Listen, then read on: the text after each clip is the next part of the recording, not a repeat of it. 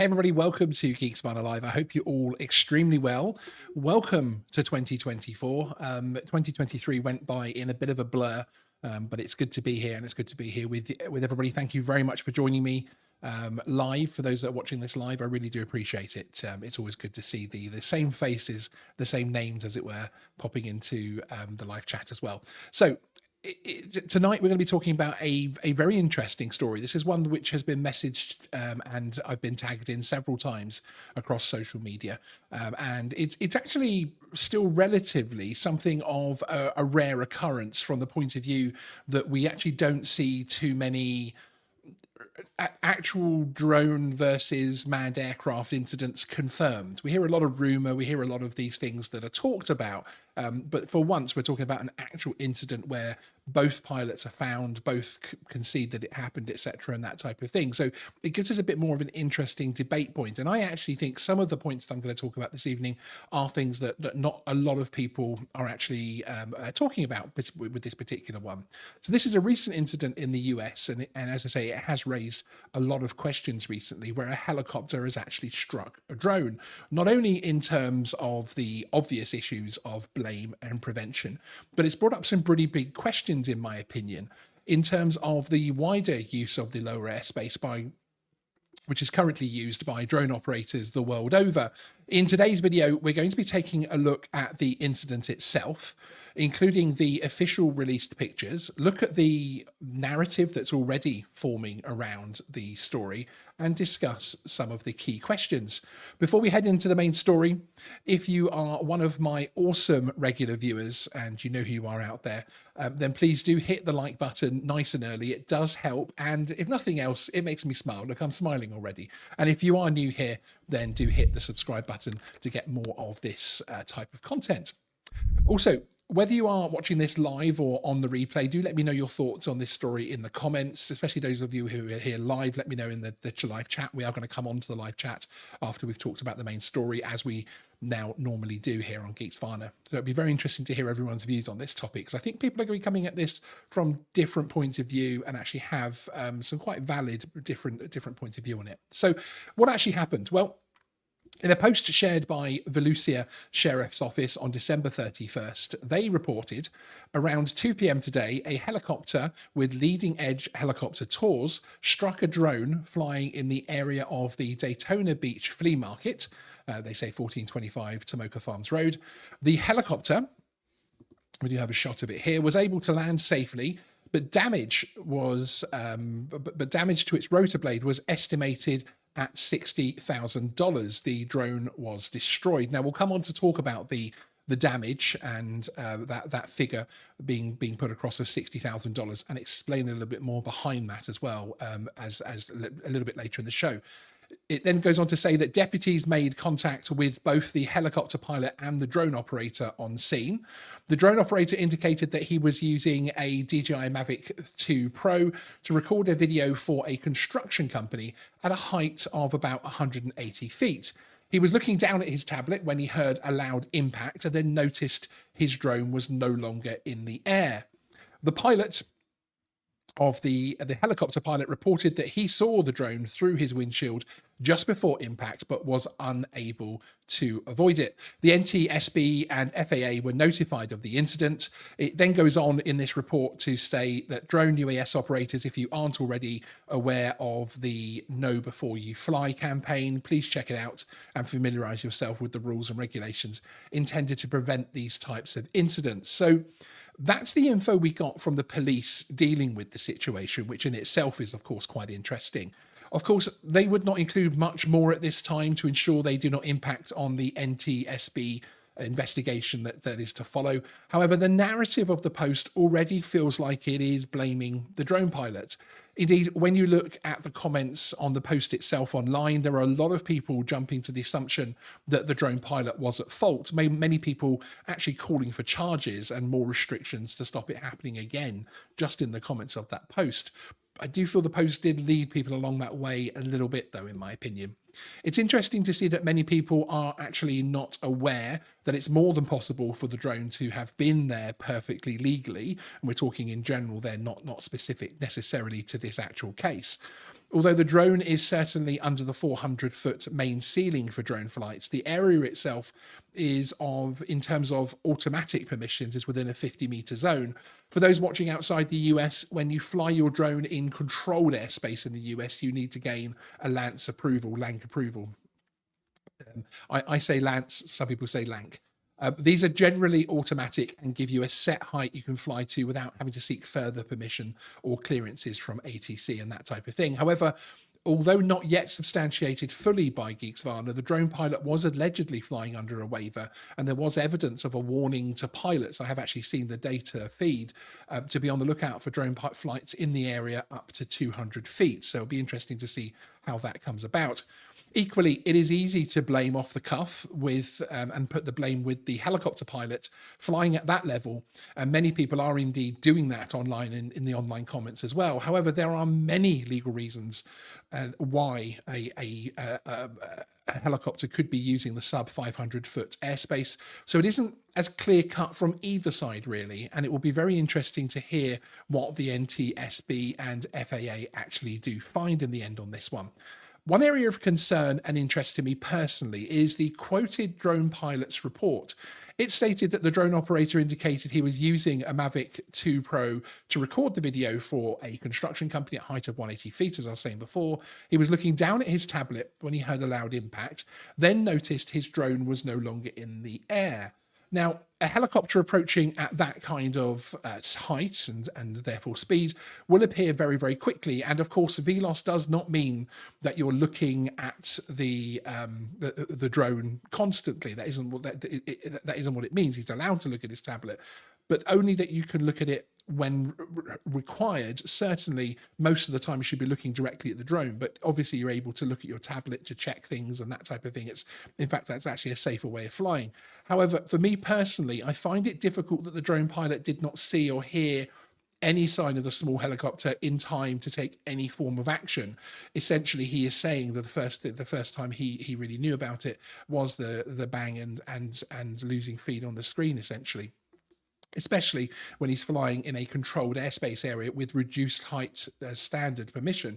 I don't think this automatically means he's at fault for the incident, but the explanation posted by the police certainly seems to indicate that there is a strong chance he did not what I personally feel, that's just my personal opinion, would be adequate visual contact with his drone. Now, the headline damage sounds dramatic, doesn't it? And when you look at the damage here to the heli, but as many of you will know, when a propeller or rotor aircraft has an incident involving the rotor or the propeller, they are required to replace it and or carry out a detailed repair and maintenance of all the related parts. So even if you lightly damage a propeller on a Cessna or something, it becomes very, very expensive because you have to, the level that you have to go to, even the smallest amount of damage on a prop plane can lead to a very expensive repair bill. So although this $60,000 figure sounds dramatic, especially on a relatively small helicopter, it is to include the work expected under the airworthiness regulations. So it does become quite complex and very quickly, very, very expensive, frankly. It is important to point out that, of course, that this was a direct hit taken by a relatively small helicopter from a drone weighing just over 900 grams out of the box. I'm not sure if they've done anything to it. And it managed to land safely, and of course nobody was injured. So I think we can take something away from that as well, the fact that we have a confirmed strike of a drone with a helicopter. I'm not seeking to minimize the incident or in any way, shape or form say that it's okay to happen, but it's important to keep some form of context as well here, because we don't get, for obvious reasons, we don't get actually much of this data, which again shows how safe your average drone user is. This leads me to what I think is the wider question in terms of this incident, and my main reason for wanting to raise the topic on the Geeksvana channel today. Around the world, it is a common occurrence for aviation incidents involving two aircraft coming together.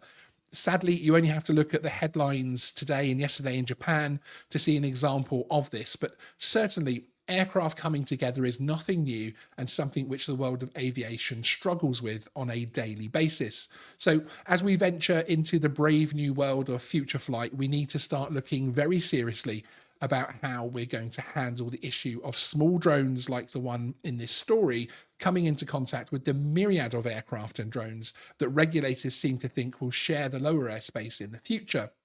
Often in recent drone regulation discussions, we are pointed towards manned aviation as the safety standards present as almost a benchmark. However, human factors as a main issue mean that you're never going to have a system which eradicates aircraft on aircraft incidents. And I think that we need to be realistic about how that might impact the lower airspace use in the future. At the moment, we have a very large user base in the world of drones. In many countries, unmanned flight numbers actually already far outnumber manned flights. And all of this happens with a very high level of safety when you take into account the damage or injuries caused by drone flight, which, beyond injuries to hand catchers, etc., is actually very rare indeed. Introducing more traffic to this airspace will undoubtedly increase the numbers of incidents which could incur between unmanned and other unmanned aircraft, or even manned aircraft, frankly. So whilst we all see a lot of drone delivery or air taxi testing happening around the world, this is almost always in restricted airspace reserved specifically for those trials. The key question we are yet to answer is how we're going to integrate safely, especially when we look at the manned aviation side, who have been struggling for decades to get their heads around the problem themselves. It's all very well and good to prove an unmanned aircraft can fly BVLOS with cargo on board or air taxis, etc. But really, did we ever doubt that drones could be designed to complete those flights? I think we all really knew that that technology was here. And as technology advances, this will become more and more simple process. I look at the existing future flight projects and feel that we're seeing really the equivalent of the Wright brothers' early flights, and what will potentially fill our future skies with drone deliveries and air taxis, etc., will be far more advanced than the models that we're being seen actually developed today. The issue remains one of integration of airspace, and I'm concerned that we're racing ahead in some aspects of future flight with designs and trials and everything else like that, without properly understanding what that integrated airspace will actually look like. And to me, I think that's a major concern, frankly, because, already now at this point where we don't have much integration in terms of officially, we are starting to see these kind of stories popping up. That's only going to happen more and more, frankly, as the years roll on, as we have integrated airspace, as so many regulators would like to see. Right, let's head over to the chat and see what you are all saying about this. It's certainly been an interesting one. Thank you to the 200 people who are currently watching. If those people who are watching live would make my day and hit that like button, I'd love to get over 100 likes before we come off air. I believe, if you can all confirm in the chat as well, I don't think we've had any adverts popping up during the live show this evening. You may have got them when you came in, first of all, but I don't think that we've actually had any so far, which is absolutely superb, frankly. So yeah, Welshad here saying, and actually, to be fair, he'd put this in there before the show had started. And he's saying, I reckon the helicopter was at fault flying at 54.86 meters. And yes, it again is an easy assumption, Welshad, that many people would jump to as well. But it is obviously that there are several reasons, legal reasons, why the operating of the pilot of the helicopter can actually be flying at that level.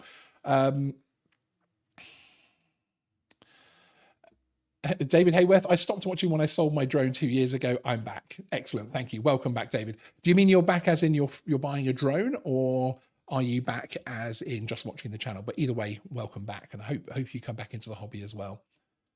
Yeah, Vince, I wonder if they found the SD card from the drone. It's an interesting one, actually, Vince, with this, because we have a situation here where, no one's searching for the pilot or anything else like that. There's no question in my mind, of all of the information that I've seen, that this isn't necessarily a professional operator who hasn't ticked the boxes in a lot of senses. My worry, my concern, as I say, is over the VLOS and whether or not they had proper VLOS to avoid conflict. I'm not sure on that side of things, but of course that will all come out in the investigation. But yeah, the found SD card would be an interesting one, wouldn't it? Surely, Dev, for the drone to get that far into the rotors, it would have had to have come from above. Otherwise, the downdraft would have drowned the drone, I reckon. Yeah, it's that's always an interesting point that people put across, that there's no way a drone would get close to a helicopter because of that downdraft, and I'm not disagreeing with that. However, when something's coming in from the front like that, the way the turbulence is working, the way it's happening, actually, as you're saying, coming almost in from the top slightly, that top rotor strike is probably one of the more common that you would actually see happen. We have seen an ambulance, an air ambulance that was struck, that had damage on the side, the yellow one that was in the news, another yellow helicopter that was in the news last year, that had the damage on the side from the strike. But yeah, it isn't quite. I don't think it's quite as simple that the downdraft would always push the drone out, but it definitely would be an impact. Bear in mind as well that this is a much smaller helicopter than we would think many were. Should have heard it way before, but 100 foot is low for a non-military helicopter. Yeah, the thing about hearing it before is an interesting one. I have been in situations where I've been at tests where they've actually flown helicopters deliberately low in an attempt to show actually how quickly these things can actually come upon you. And if a helicopter, let's assuming the helicopter had some kind of right to be at that height, whether it was coming in or taking off, etc., then that helicopter will actually be upon that situation very, very quickly. And actually, if you're in an urban environment, that type of thing, tree cover, etc., you'd be surprised. Again, with a smaller helicopter like the Robinson, you'd be surprised actually it can get quite close before you hear it. But yeah, as I was explaining in the main part of the story, I was left with that feeling as well in terms of why they hadn't actually seen it. So yeah, Stuart B, please don't poke the normal commenters. Surprised your normal comments aren't saying it was one of those auditors. Yeah, indeed. Subdued said, sounds like he didn't have required visual observer and was distracted. FAA requires see and avoid of aircraft at any altitude. They will likely find the drone pilot at fault. And there is obviously that factor that we have to remember here, that obviously unmanned aircraft is obliged to give way to manned aircraft for a range of obvious reasons, I would say. I don't know about the required visual observer. I would say a lot of people flying these type of commercial flights, if they're doing something like this where they need to be looking at the camera a lot, often you'll be using a drone that actually has an FPV camera and a video feed, so that a slave controller can actually control the camera, leaving the pilot to concentrate completely. So again, it depends. I mean, there are many legal ways for it to happen, basically.